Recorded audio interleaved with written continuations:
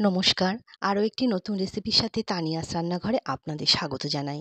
আমার আজকের রেসিপি সাম্বার ডাল। ডাল ভেজানোর ঝামেলা ছাড়াই চটজলদি কীভাবে সাম্বার ডাল তৈরি করবেন সেই রেসিপিটা আজকে আপনাদের সঙ্গে শেয়ার করতে চলেছি। তাহলে চলুন রেসিপিটা দেখে নেওয়া যাক। একটা ফ্রাই প্যানের মধ্যে আমি নিচ্ছি 1 কাপ অড়হর ডাল। ডালটা কিন্তু খুব ভালো করে শুকনো কাপড় দিয়ে মুছে নেওয়া হয়েছে।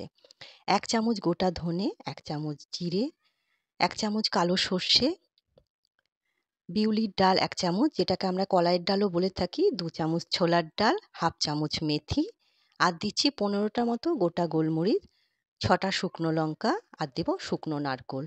এবার এগুলোকে আমি কাঠখোলায় ভেজে নেব। 5 মিনিট মতো সময় নিয়ে কিন্তু এগুলো ভেজে নিতে হবে। যখন দেখবেন ভাজা থেকে খুব সুন্দর একটা গন্ধ বেরোচ্ছে তখন বুঝে নিতে হবে এটা ভেজে নেওয়া হয়ে গেছে। দেখুন ভেজে নিলাম আমি, খুব সুন্দর কিন্তু একটা গন্ধ বেরোচ্ছে। ভেজে নেওয়া হয়ে গেছে। এবার আমি একটা ডিশে এটা ঢেলে ঠান্ডা হতে দেবো। একটা ডিশের মধ্যে ঢেলে নিচ্ছি। এই রেসিপিটা একবার ফলো করতে পারেন, আশা করছি আপনাদের উপকারে লাগবে। চটজলদি কিন্তু সাম্বার ডাল তৈরি হয়ে যাবে আর খেতেও কিন্তু বেশ ভালো লাগবে। এবার ঠান্ডা হতে দিলাম, পুরো কিন্তু ঠান্ডা করে নিতে হবে। দেখুন ঠান্ডা হয়ে গেছে, তবেই কিন্তু মিক্সিং জারে নিয়ে গুঁড়ো করতে হবে। পুরো ঠান্ডা না হয়ে গেলে যদি একটুও গরম থাকে তাহলে কিন্তু এটা বেশি দিন পর্যন্ত সংরক্ষণ করে রাখা যাবে না, খুব তাড়াতাড়ি কিন্তু নষ্ট হয়ে যেতে পারে। ঠান্ডা করে নিয়ে এবার আমি একটা মিক্সিং জারের মধ্যে সবটাই নিয়ে নিলাম, নিয়ে মিহি করে গুঁড়ো করে নেব।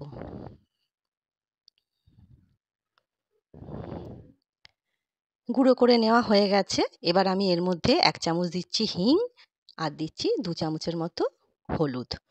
কালারটা খুব ভালো আসবে, হলুদটা একটুখানি বেশি দিলেও কিন্তু ক্ষতি নেই।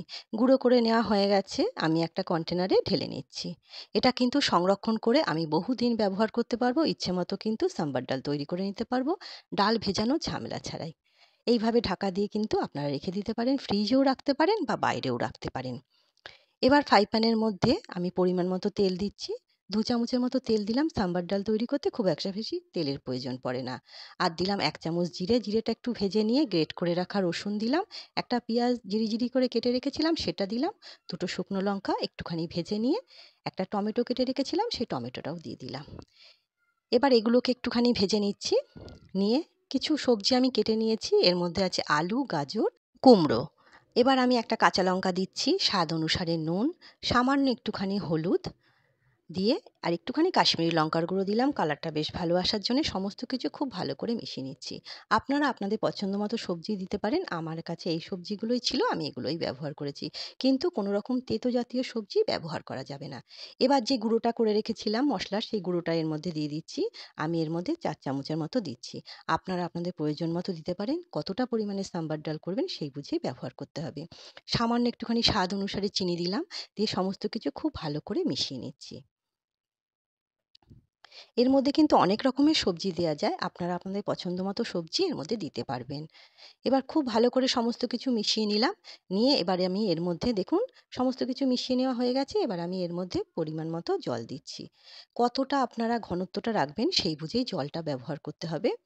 জল দিয়ে এবার সমস্ত কিছু খুব ভালো করে মিশিয়ে নিয়ে আমি রান্নাটা হতে দেবো। খুব চটজলদি কিন্তু সাম্বার ডাল তৈরি হয়ে যাবে আর খেতে কিন্তু বেশ ভালো লাগে। ঢাকা দিয়ে আমি রান্নাটা হতে দিচ্ছি। আমি 7 মিনিট পর ঢাকাটা খুললাম। সবজিগুলো মোটামুটি একটুখানি সেদ্ধ হয়ে গেছে। একটা হাতার সাহায্যে একটুখানি সবজিগুলো আমি ঘেঁটে দেবো। আপনারা চাইলে কিন্তু সবজিগুলো এইভাবে একটুখানি ভেঙে দিতে পারেন। তাহলে কিন্তু বেশ ভালো লাগে খেতে। আর একটু গোটা রাখতে চাইলে তাহলেও কিন্তু রাখতে পারেন, কোনো অসুবিধে নেই। তেঁতুল আমি জলে গুলে রেখেছিলাম, সেই তেঁতুল গোলা জলটা দিলাম। দিয়ে সমস্ত কিছু আবারও খুব ভালো করে মিশিয়ে নিচ্ছি।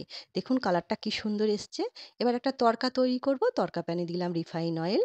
এবার এর মধ্যে দিচ্ছি 1 চামচ সর্ষে, 3টে শুকনো লঙ্কা, কারি পাতা, আর হাফ চামচের মতো হিং।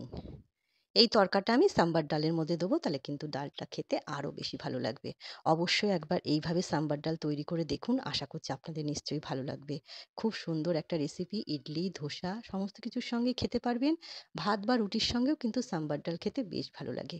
অবশ্যই একবার ট্রাই করে দেখুন, আপনাদের যদি পছন্দ হয় আমাকে একটা ছোট্ট কমেন্ট করে জানাবেন আপনাদের কেমন লাগলো। আজ তবে এই পর্যন্তই। দেখা হবে পরের একটি নতুন রেসিপির সাথে। সবাই সুস্থ থাকবেন, ভালো থাকবেন।